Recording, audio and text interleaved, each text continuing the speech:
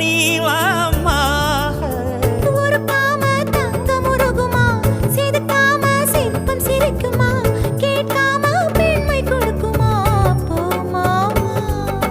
கெண்ட மீனி கிண்டல் பண்ணி பார்க்காதே, கொக்கு மூக்கு சும்மா ஒன்றும் போகாதே.